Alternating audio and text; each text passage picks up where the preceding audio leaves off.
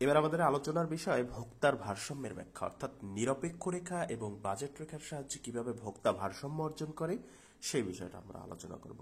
যেহেতু নিরপেক্ষ রেখা এবং বাজেট রেখার সাহায্যে ভোক্তার ভারসাম্যের ব্যাখ্যা করব, সেক্ষেত্রে প্রথমে আমরা বলে নেব নিরপেক্ষ রেখা কাকে বলে। যে রেখার বিভিন্ন বিন্দুতে দুটি পণ্যের বিভিন্ন সংমিশ্রণ হতে ভোক্তা সমান উপযোগ পায় তাকে নিরপেক্ষ রেখা বলা হয়। অর্থাৎ নিরপেক্ষ রেখায় দুটি পণ্য থাকবে এবং দুটি পণ্যের বিভিন্ন সংমিশ্রণ থাকবে, এই সংমিশ্রণ থেকে ভোক্তার সমান উপযোগ থাকবে বিধায় প্রতিটি সংমিশ্রণের প্রতি ভোক্তা নিরপেক্ষ থাকবে, এই জন্য এই রেখাটার নাম হচ্ছে নিরপেক্ষ রেখা। তারপর পরে হচ্ছে জানতে হবে বাজেট রেখা। সীমাবদ্ধ আয়ের সাহায্যে দুটি পণ্যের প্রদত্ত দামের প্রেক্ষিতে ভোক্তা দুটি পণ্যের যে বিভিন্ন সংমিশ্রণ ক্রয় করতে সক্ষম তা যে রেখায় নির্দেশ করা হয় তাই হচ্ছে বাজেট রেখা। অর্থাৎ ভোক্তার আয় সীমাবদ্ধ, এই সীমাবদ্ধ আয়ের সাহায্যে সে কিভাবে দুটি পণ্যের বিভিন্ন সংমিশ্রণ ক্রয় করবে এটা যে রেখার মাধ্যমে দেখানো হয় সেটা হচ্ছে বাজেট রেখা। এই নিরপেক্ষ রেখা এবং বাজেট রেখার সাহায্যে ভোক্তার ভারসাম্য ব্যাখ্যা করার জন্য কিছু অনুমিত শর্ত আছে। নাম্বার 1, ভোক্তার উদ্দেশ্য উপযোগ সর্বোচ্চকরণ, অর্থাৎ প্রত্যেক ভোক্তা চায় তার উপযোগ সর্বোচ্চকরণ করতে, সবাই চায় তার তৃপ্তি, উপযোগ শব্দ মানে হচ্ছে তৃপ্তি সর্বোচ্চ করতে, পণ্য ভোগ করে সেখান থেকে সর্বোচ্চ তৃপ্তি পেতে চায়। তারপর হচ্ছে 2 নম্বর হচ্ছে ভোক্তার উদ্দেশ্য হচ্ছে পণ্য ভোগ করা, ভোক্তা দুটি পণ্য ভোগ করে সবসময়। বাস্তবে তো ভোক্তা দুটি পণ্য ভোগ করে না, কিন্তু হচ্ছে এই প্রশ্নটা আলোচনার জন্য ধরে নিতে হবে যে ভোক্তা দুটি পণ্য ভোগ করে। তারপর হচ্ছে বিবেচ্য পণ্য দুটির দাম প্রদত্ত, অর্থাৎ যে পণ্য দুটি ভোক্তা ভোগ করে সেই পণ্য দুটির দাম দেয়া থাকবে। তারপর হচ্ছে ভোক্তার আয় নির্দিষ্ট, অর্থাৎ ভোক্তা একটা নির্দিষ্ট আয় থাকবে যেটা আমরা বাজেট রেখার সাহায্যে দেখিয়েছি। তারপর হচ্ছে পণ্য সমজাতীয়, অর্থাৎ পণ্যের যে প্রতিটি একক, এই এককগুলো সমজাতীয় হবে। এক একক দ্রব্য থেকে যে পরিমাণ উপযোগ লাভ করা হয় 2 একক থেকে তার দ্বিগুণ, তৃতীয় একক থেকে তার 3 গুণ, এইরকম বিষয়টা বিবেচনা করতে হবে যে পণ্য সব সমজাতীয়। তারপর হচ্ছে ভোক্তার পছন্দ ক্রম সুনির্দিষ্ট, ভোক্তা একটা সুনির্দিষ্ট ক্রম অনুযায়ী পছন্দ করে। আর ভোক্তা সবসময় যৌক্তিক আচরণ করে, যৌক্তিক আচরণ করবে মানে কম দামে হচ্ছে বেশি পণ্য ক্রয় করতে চাইবে, এগুলো হচ্ছে ভোক্তার আচরণ। তারপর হচ্ছে সে বেশি উপযোগ লাভ করতে চাইবে, এই ধরনের যত ভোক্তা স্বাভাবিকভাবে যে আচরণ করা দরকার ভোক্তা সবসময় সেই আচরণ করবে। এই অনুমিত শর্তগুলোর উপর ভিত্তি করে ভোক্তা যদি ভারসাম্য লাভ করতে চায় তাহলে তার দুটো শর্ত পূরণ করতে হবে। নাম্বার 1,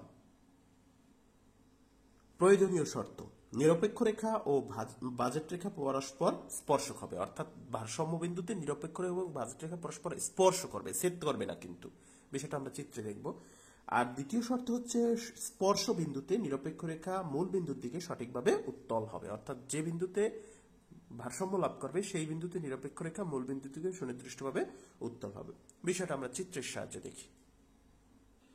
চিত্রে ভূমি অক্ষে এক্স দ্রব্যের পরিমাণ ধরে নিলাম, যেহেতু দুটো পণ্য ধরে নিতে হবে তাহলে ধরে নিলাম হচ্ছে ভূমি অক্ষে এক্স দ্রব্যের পরিমাণ এবং লম্ব অক্ষে ওয়াই দ্রব্যের পরিমাণ। এবি হচ্ছে আমাদের বাজেট রেখা।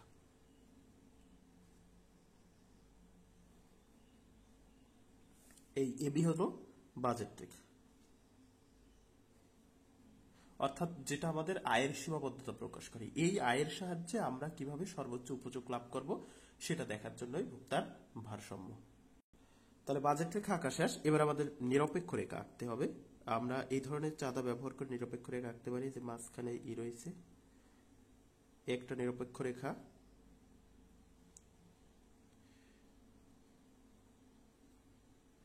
একটা নিরপেক্ষ রেখা,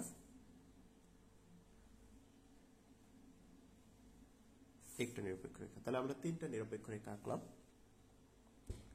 এটা হচ্ছে IC1, এটা হচ্ছে IC2, এটা হচ্ছে IC3।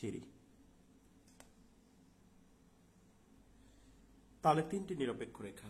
আমরা জানি যে উপরের নিরপেক্ষ রেখাগুলো অধিক উপযোগ নির্দেশ করে, সেক্ষেত্রে IC3 হচ্ছে সবচেয়ে বেশি উপযোগ নির্দেশ করা রেখা। আমরা এই নিরপেক্ষ রেখায় যাওয়ার চেষ্টা করব, কিন্তু আমাদের যে বাজেট, সেই বাজেট দিয়ে আমাদের যে আর্থিক আয়, সেই আয় দিয়ে আমরা এই নিরপেক্ষ রেখায় যেতে পারি না, তার কারণে আমরা IC3 নিরপেক্ষ রেখায় কখনো ভোগ করতে পারবো না। তাহলে IC3 নিরপেক্ষ রেখা বাদ। এবার দেখি হচ্ছে বাজেট রেখার মধ্যে আছে কোনটা, IC1 আর IC2। ধরে নিলাম এটা হচ্ছে ই, এটা হচ্ছে এফ, আর এটা হচ্ছে জি। তার মানে হচ্ছে বাজেট রেখার মধ্যে আমাদের ই, এফ, জি এই তিনটা বিন্দু আছে। এই তিনটা বিন্দুতেই কিন্তু আমরা ভোগ করতে পারবো। কিন্তু এফ আর জি বিন্দুতে, এফ আর জি বিন্দুর তুলনায় ই বিন্দুতে বেশি উপযোগ নির্দেশ করে। কারণ এফ আর জি বিন্দু হচ্ছে আইসি অন নিরপেক্ষ রেখায়, আর ই আছে হচ্ছে আইসি টু নিরপেক্ষ রেখায়।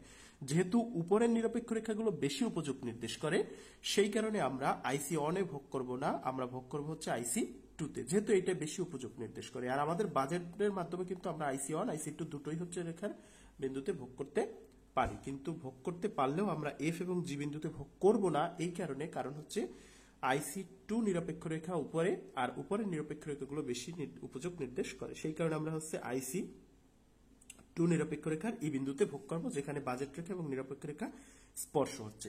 যেহেতু ভারসাম্যের প্রথম শর্ত ছিল যে ভারসাম্য বিন্দুতে নিরপেক্ষ রেখা এবং বাজেট রেখা স্পর্শ করবে।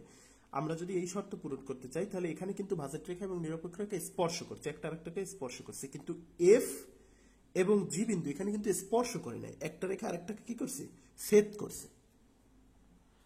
তাহলে আমরা যদি দেখি যে ভারসাম্যের প্রথম শর্ত কিন্তু এই বিন্দুতে পালিত হয়েছে, এখানে কিন্তু ছেদ করছে, স্পর্শ করেনি। ফলে এই এফ এবং জি এটা হচ্ছে ছেদ করছে, স্পর্শ করেনি। তাহলে এফ এবং জি বিন্দুতে হচ্ছে ভারসাম্যের শর্ত পালিত হবে না, ভারসাম্যের শর্ত পালিত হবে ই বিন্দুতে, কারণ এখানে স্পর্শ হয়েছে। এর প্রথম শর্ত। দ্বিতীয় শর্ত যেটা ছিল, স্পর্শ বিন্দুতে হচ্ছে নিরপেক্ষ রেখা মূল বিন্দুর দিকে সুনির্দিষ্টভাবে উত্তল হবে। এখানে দেখি ই এবং জি বিন্দুতে হচ্ছে, এফ এবং জি বিন্দুতে হচ্ছে নিরপেক্ষ রেখা মূল বিন্দুর দিকে, এই যে মূল বিন্দু এদিক থেকে সুনির্দিষ্টভাবে উত্তল নয়, মূল বিন্দুর দিকে সুনির্দিষ্টভাবে উত্তল হচ্ছে এই বিন্দু।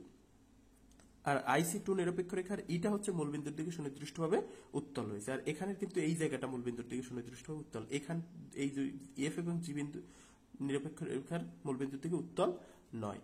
তাহলে হচ্ছে ই বিন্দুতে হচ্ছে দ্বিতীয় শর্ত পূরণ করছে। অর্থাৎ ই বিন্দুতে হচ্ছে নিরপেক্ষ রেখা এবং বাজেট রেখার সাহায্যে ভোক্তার যে ভারসাম্যের শর্ত আছে, সেই দুটো শর্তই পালিত হয়েছে। নিরপেক্ষ রেখা এবং বাজেট রেখা পরস্পর স্পর্শক হবে, এবং নিরপেক্ষ রেখা এবং বাজেট রেখা মূলবিন্দুর দিকে সুনির্দিষ্টভাবে উত্তল হবে। দুই শর্তই পালিত হয়েছে। তা এই জায়গায় ই বিন্দুতে হচ্ছে এক্স দ্রব্য ভোগের পরিমাণ হচ্ছে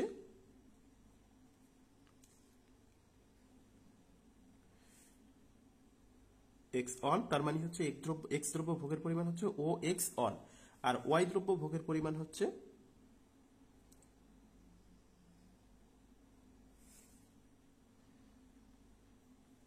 ও ওয়াই অন। তাহলে আমরা বলতে পারি হচ্ছে ই হচ্ছে ভারসাম্য বিন্দু, এবং যেখানে এক্স দ্রব্য ভোগের পরিমাণ হচ্ছে, এক্স দ্রব্যের পরিমাণ হচ্ছে ও এক্স অন, এবং ওয়াই দ্রব্যের পরিমাণ হচ্ছে ও ওয়াই অন। এভাবেই আমরা নিরপেক্ষ রেখা এবং বাজেট রেখার সাহায্যে ভোক্তার ভারসাম্য ব্যাখ্যা করতে পারি।